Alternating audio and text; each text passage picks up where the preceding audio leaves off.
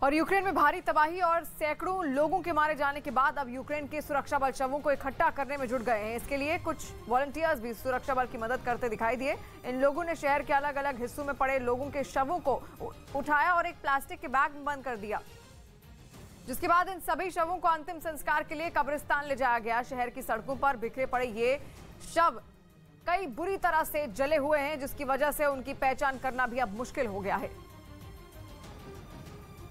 America के डर की वजह है उसके स्ट्रैटेजिक कमांड के चीफ की वो चेतावनी जिसने उसके कान खड़े कर दिए हैं।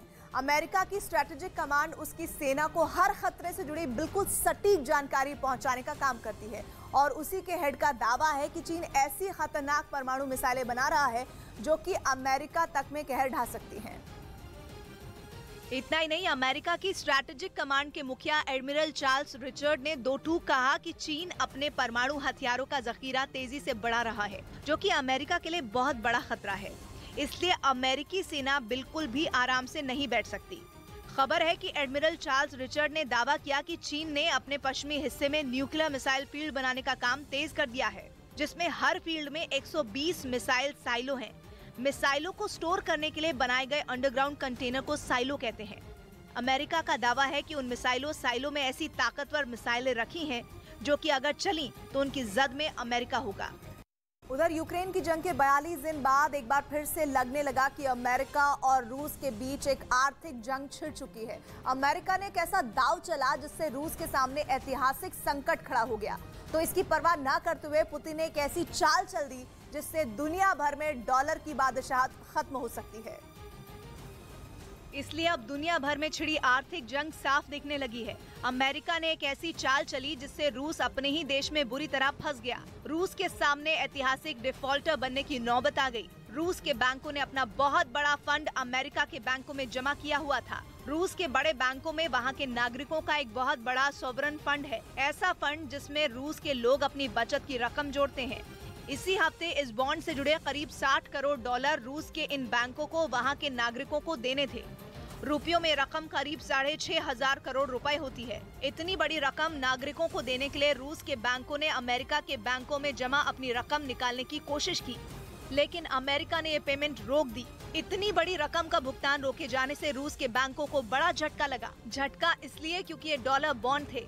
डॉलर बॉन्ड का मतलब ये होता है कि ग्राहकों को इसका भुगतान डॉलर में ही किया जाता है। पहले जो प्रतिबंध अमेरिका ने लगाए थे उसमें डॉलर बॉन्ड के भुगतान पर रोक शामिल नहीं थी, लेकिन अब ये नया प्रतिबंध लगाने के साथ ही अमेरिका ने उस भारी भरकम रकम पर कब्जा कर लिया है जो अमेरिका के बैंकों में रूस के बैंकों ने जमा करवाई थी।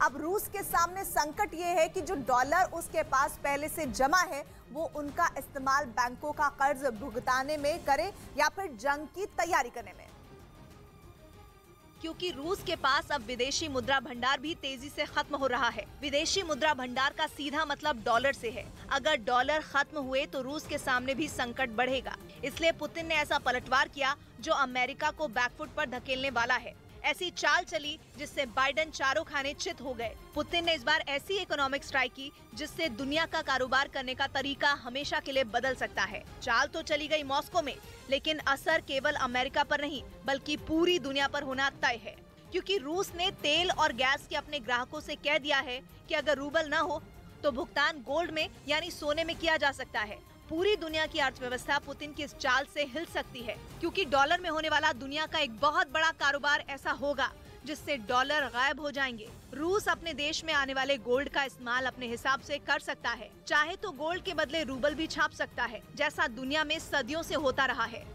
और चाहे तो अपना भंडार बढ़ाकर भी रूस अपने देश की अर्थव्यवस्था की बुनियाद मजबूत बना सकता है। लेकिन ये बहुत अहम इसलिए है क्योंकि पूरी दुनिया पिछले कुछ दशकों से ऐसे ही किसी विकल्प की खोज कर रही थी जिसमें अंतर्राष्ट्रीय कारोबार के लिए डॉलर का विकल्प ढूंढा जा सके। ब्रिक्स देशों के संगठन में तो बाकायदा कई सालों से बैठक में ये एजेंडा तय रखा जा रहा था और हर बार इन देशों के नेता इस बात पर चर्चा करने के लिए जुट रहे थे कि डॉलर का विकल्प क्या हो सकता है। लेकिन रूस ने गोल्ड फॉर गैस का फॉर्मूला देकर पूरी दुनिया को अब एक ऐसा रास्ता दिखाया है जिससे डॉलर की कीमत हमेशा के लिए कम हो सकती है। इसके अलावा पुतिन की इस चाल से रूबल अंतर्राष्ट्रीय बाजार में डॉलर के मुकाबले ज्यादा मजबूत होगा। लेकिन अमेरिका को बड़ा खतरा ये होगा कि अगर गैस और तेल से बाहर निकलकर दुनिया के अलग अलग देशों में होने वाला कारोबार अगर गोल्ड के जरिए होने लगा तो अंतरराष्ट्रीय बाजार डॉलर ऐतिहासिक गिरावट का सामना करना पड़ सकता है।